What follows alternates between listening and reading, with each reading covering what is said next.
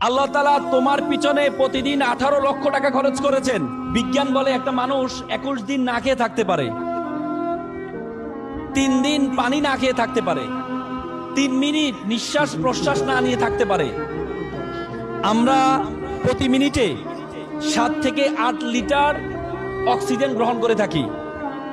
প্রতিদিন প্রায় 10 থেকে প্রায় 20 থেকে 30 হাজার লিটার আমরা অক্সিজেন গ্রহণ করে থাকি। আমাদের ফুসফুস 20 থেকে 30 লিটার যেই অক্সিজেন গ্রহণ করে থাকি, সেখান থেকে মাত্র 550 লিটার পিওর বাতাস গ্রহণ করে। বলা হয় থাকে যে বাতাস আমরা গ্রহণ করি, সে বাতাসকে যদি সিলিন্ডারাইজ করা হয় তাহলে এটার মূল্য হবে 18 লক্ষ টাকা। তার মানে আল্লাহ তাআলা তোমাকে প্রতিদিন তোমার পিছনে খরচ করছেন 18 লক্ষ টাকা।